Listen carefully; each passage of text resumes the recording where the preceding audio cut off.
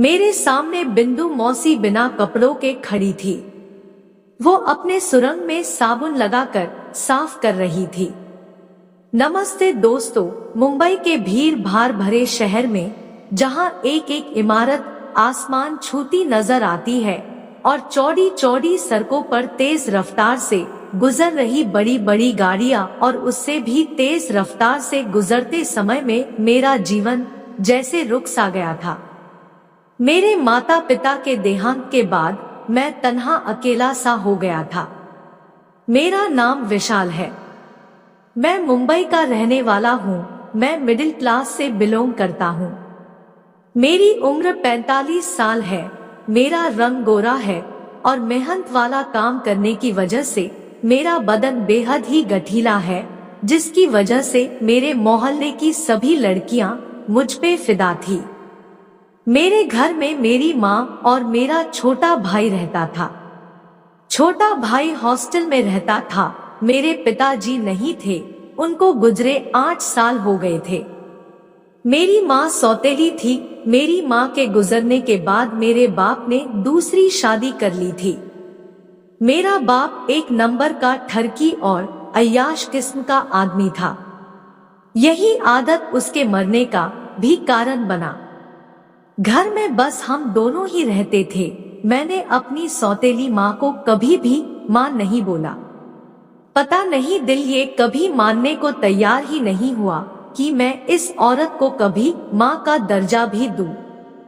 एक दिन मेरी मौसी मेरे घर आई थी। मेरे मौसी का नाम बिंदु है।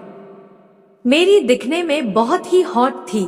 मौसी को देखने के बाद मेरा भी मन डोलने लगा। मैंने बिंदु मौसी को नमस्ते किया और गले से लग गया।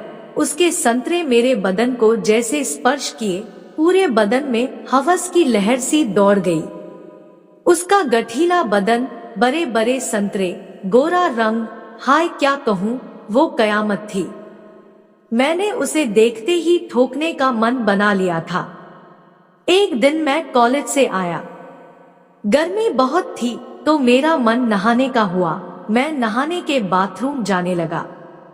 बाथरूम के अंदर जाने के लिए जैसे दरवाजा खोला तो सामने का नजारा देख मेरा होश का ठिकाना न रहा। मेरे सामने बिंदु मौसी बिना कपड़ों के खड़ी थी। वो अपने सुरंग में साबुन लगाकर साफ कर रही थी। उसकी नजर मुझ पर जैसे पड़ी, वो शर्मा गई। मैं तुरंत वहां से हट गया था। कुछ दिन इसी तरह बीत गया। एक दिन मैं शाम को बाजार से घर आया। मेरी सौतेली माँ किचन में चाय बना रही थी। मेरी मौसी हॉल में टीवी पर फिल्म देख रही थी। मैं भी मौसी के बगल में बैठ गया और फिल्म देखने लगा। तभी फिल्म में किसिंग सीन स्टार्ट हो गया। मुझे अजीब सा फीलिंग होने लगा। मैं मौसी से बिल्कुल चिपक कर बैठ गया। मैंने अपना एक हाथ मौसी के कंधे पर रखा। मौसी ने कहा, विशाल तुम ये क्या कर रहे हो?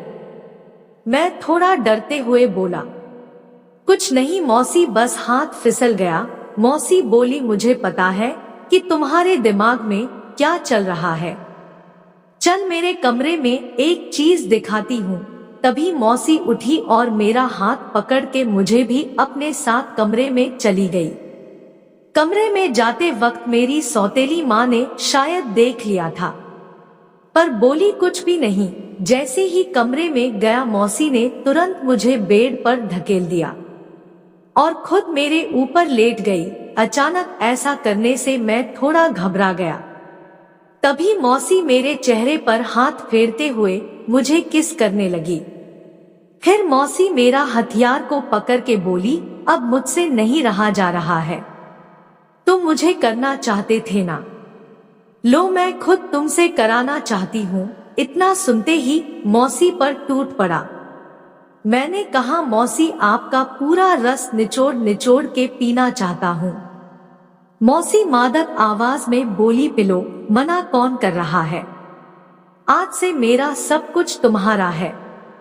जब चाहे जितना चाहे पी सकते हो मेरे राजा। बस फिर क्या था, मैंने उसके सारे कपड़े हटा दिया। और संतरे को हाथ में लेके पूरा रस पीने लगा। मौसी आह की आवाज निकालने लगी। मौसी बोली, जान अब मत तड़पाओ, अब नहीं रहा जा रहा है, अपने आप में मुझे समा लो, करो मुझे, अब मुझसे भी नहीं रहा जा रहा था। फिर मौसी नीचे से खुद को ही तेजी के साथ उछालने लगी। मैं भी मौसी का साथ देने लगा। मैंने अब स्पीड बढ़ा दिया, मुझे और मजा आने लगा। करीब 30 मिनट के बाद मौसी बोली, विशाल मेरा होने वाला है। मैं मौसी को नीचे पटका और शुरू हो गया। लगातार 10 मिनट करने के बाद मैं भी निढाल हो गया और उसके ऊपर ही लेट गया। कुछ देर बाद हम दोनों को होश आया तो मैं उठा और अपने कपड़े पहनने लगा। मैं कमरे के बाहर जाने को ही मुड़ा तो सामने दरवाजे पर अपने संतरे को दबाते हुए मेरी सौतेली माँ खड़ी थी। मुझ पर नजर पड़ते ही उसने अपने ऊपर के कपड़े तुरंत निकाल दिए। दोस्तों, आगे क्या हुआ ये जानने के लिए इस चैनल को सब्सक्राइब करें। धन्यवाद।